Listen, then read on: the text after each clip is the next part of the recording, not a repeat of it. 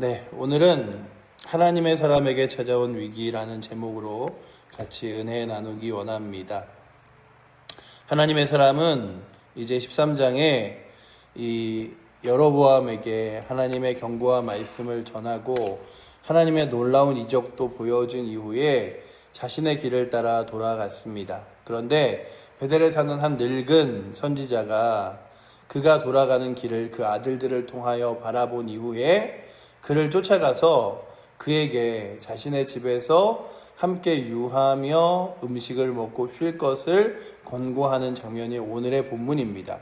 오늘의 본문을 읽다 보면 아니 굳이 왜 하나님의 사람이 그 선지자와 또한 늙은 선지자와 그 사람의 이야기를 들었을까라고 하면 그 하나님의 사람이라고 말하는 그 이 사람의 10절까지의 말씀과 그리고 11절부터 오늘의 본문의 말씀이 계속해서 이어지면서 결국 그에게 있어서 그 여러 가지 시험들과 위기가 한 번에 끊이지 않음을 바라봅니다.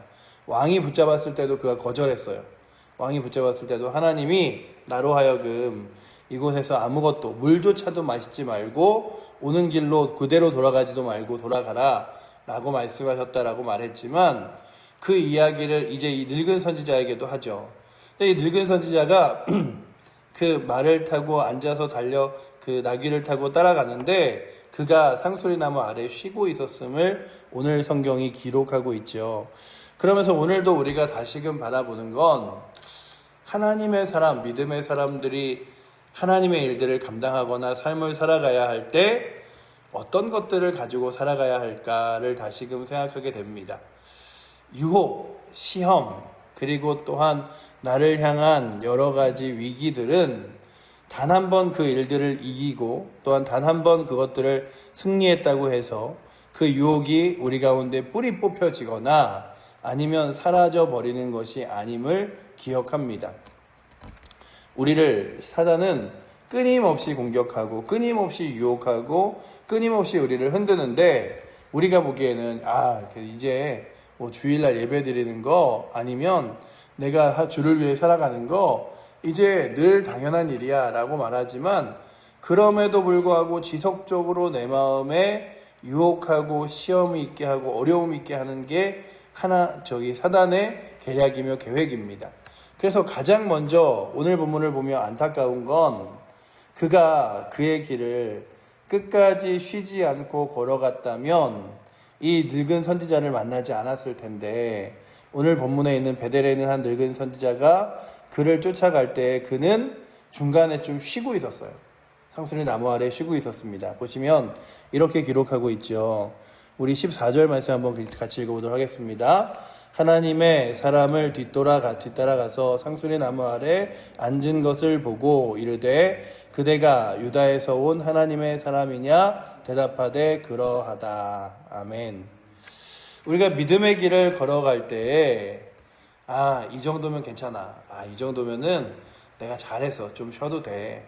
아니 뭐 믿음의 삶을 전력 질주 다하여 살아갈 일이 있겠어? 좀 쉬엄쉬엄 이 정도 했으니 어느 정도 여유는 부려도 되는 거지 라고 말하지만 늘 그 여유 앞에서 믿음의 사람들이 무너지게 되고 믿음의 사람들이 시험당하게 되고 믿음의 사람들이 어려움을 당하게 됩니다.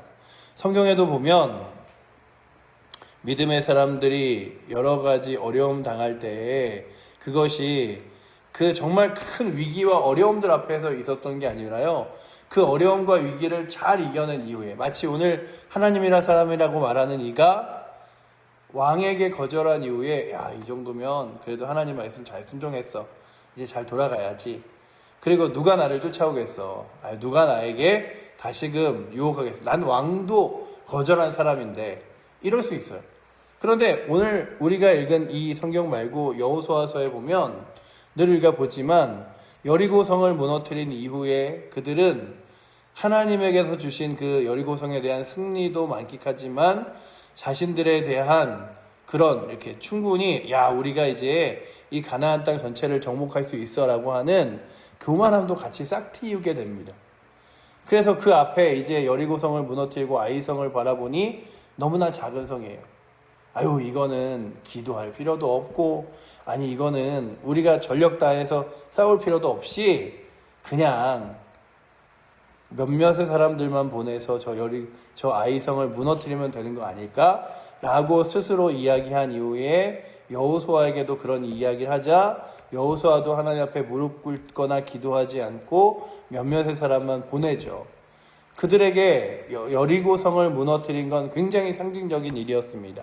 그리고 그렇게 여리고성을 무너뜨린 이후에 더 이상 우리가 두려워하거나 어려워할 일이 없어 보였죠.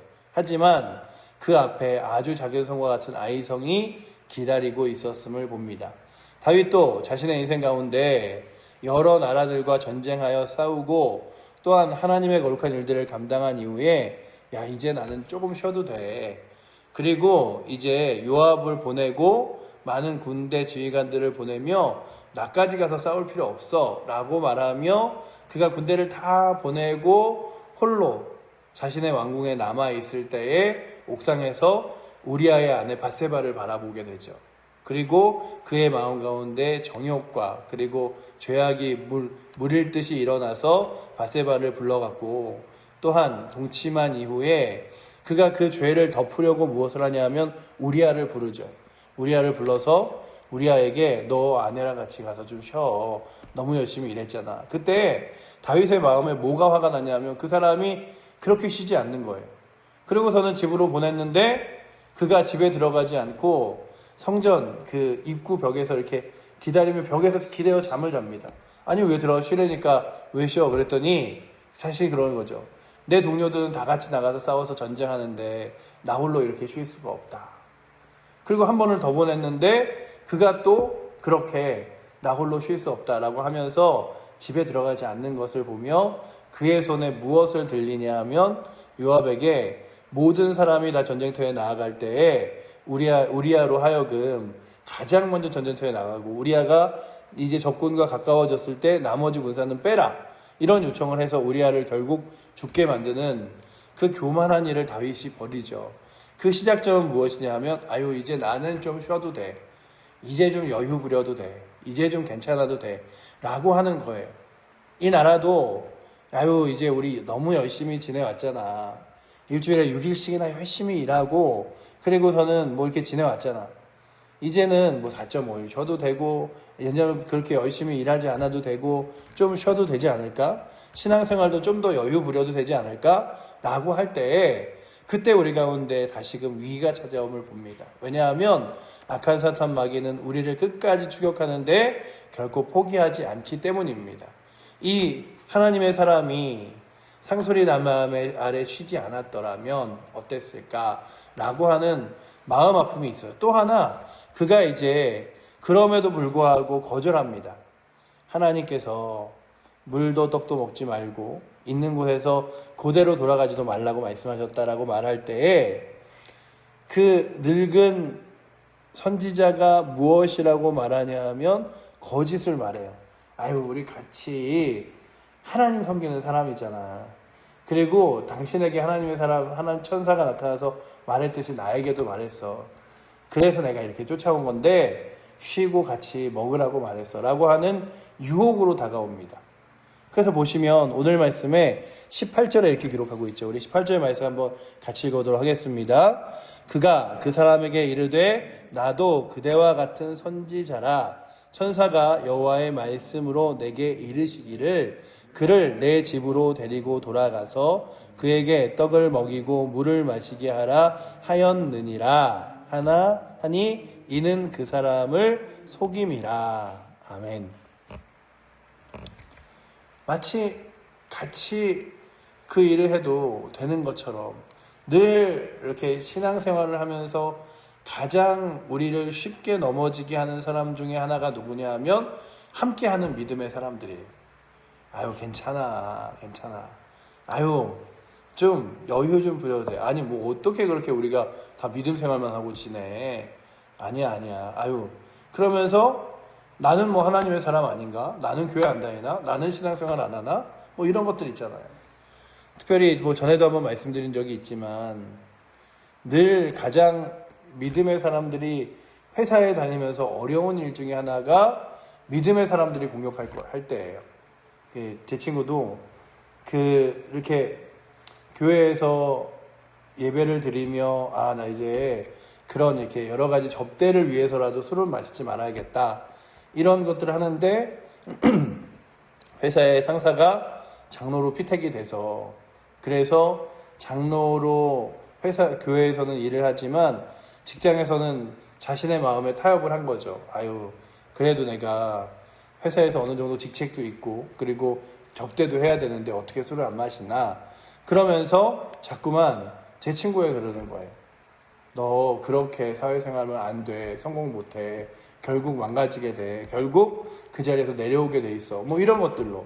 왜냐하면 나도 교회 안 다니나? 나도 교회 이번에 장로 되는데 뭐 나도 이번에 교회에서 여러 가지 하는데 나도 교회에서는 그렇지만 사회에서는 어쩔 수 없는 거지 라고 말하며 스스로 타협한 것들을 다른 사람에게도 타협하며 또한 하나님 가운데서 서지 못하도록 만드는 거죠. 이 베델의 선지자는 어떻습니까? 베델에 이 우상을 섬기는 예루살렘에 가지 못하게 만들며 또한 하나님의 세운 사람이 아닌 레위지파가 아닌 사람이 제사장으로 재단이 세워져도 아무것도 말하지 못하던 그가 하나님의 사람에게 쫓아와서 하나님의 사람에게 거짓을 말합니다. 그리고 그로 하여금 하나님의 말씀을 어기게 만들죠. 하나님의 천사가 내게 말하여 주었어 라고 하는 거예요. 그러니 오늘도 우리 가운데 주님 믿음의 사람들이 결국 믿음의 일들을 걸어가도록 주여 나를 붙드사 내가 듣기 좋은 말에 내가 넘어지는 것이 아니라 하나님 말씀에 이끌도록 인도하여 주시옵소서. 오카는 목사님이 그런 얘기를 하신 적이 있어요. 믿음의 사람들은 하나님과 가까이 하는 사람, 십자가와 가까이 하는 사람을 늘 가까이 하십시오. 그래야 자신을 돌아볼 수 있습니다.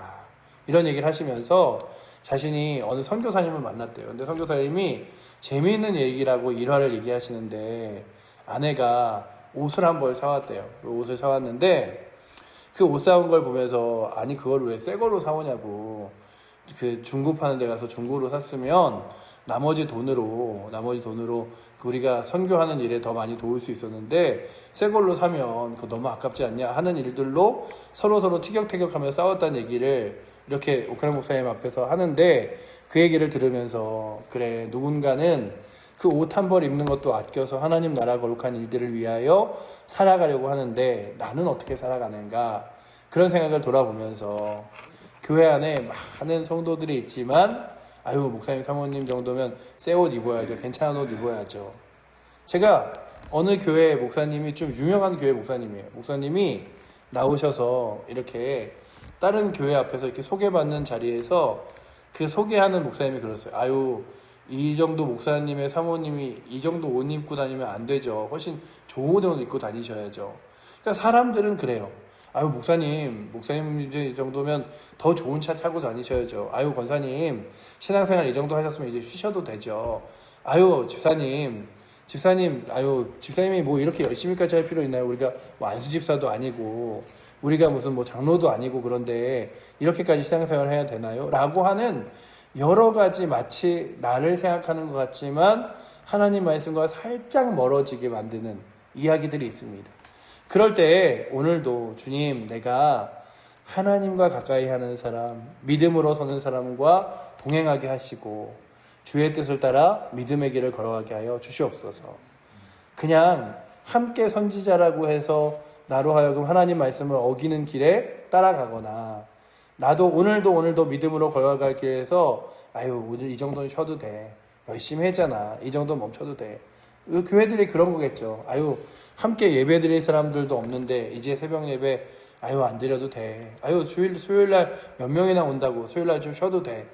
그러나 그 일들이 결국 하나님이 기뻐하시는 일인가를 돌아본다면 다시금 주님 내가 서 있는 자리에서 날마다 멈추지 않고 믿음의 길을 걸어가게 하여 주시옵소서. 누군가가 나와 함께 쉬자고 이야기하며 나의 어려움을 알아줄 때도 그저 그 사람의 이야기에 귀를 먼저 기울이는 것이 아니라 하나님 말씀을 따라 걸어갈 수 있는 용기와 은혜 허락하여 주시옵소서. 그렇게 구하며 나아갈 수 있는 은혜가 오늘도 있어서 이 10절까지 하나님의 사람은 너무나 단호했으나 19절까지 읽는 동안에 이 하나님의 사람은 결국 무너져 내림을 바라보며 주님 오늘 성공한다고 내일 믿음으로 승리했다고 또다시 넘어질 일 없는 게 아닌 걸 보면서 날마다 주 앞에 무릎 꿇으며 살아가게 하여 주시옵소서. 구하는 은혜가 우리 가운데 있기를 축원합니다. 기도하겠습니다. 사랑의 하나님 감사합니다. 오늘도 주의 말씀 붙듭니다. 과거에 믿음으로 성공했던 삶 그리고 하나님 의지했던 모습 아버지 하나님 날마다 그거 붙들며 살아가는 것이 아니라 오늘도 나를 사랑하시는 주님 오늘도 그 주님 의지하며 믿음의 길을 멈추지 않고 날마다 걸어갈 수 있도록 주님 동행하여 주시옵소서. 우리의 힘으로 이 하루도 믿음에 승리할 수 있는 것 아니오니 주의 거룩한 성령이 우리를 이끌어 주시고 특별히 아버지 하나님 함께 있는 믿음의 사람들의 모습들이라 할지라도 아버지 하나님이 기뻐하시는가 기뻐하시지 않는가 주의 말씀이 원하는가 원하지 않는가를 돌아보며 거룩한 믿음을 걸어갈 수 있도록 아버지 하나님 사람들의 목소리에 세상의 음성에 귀 기울이는 것이 아니라 하나님 거룩한 말씀에 귀 기울이게 하여 주시옵소서. 주께서 오늘도 그렇게 우리의 삶을 이끌어 가실 것을 믿으며 살아계신 예수 그리스도 이름으로 기도드립니다. 아멘.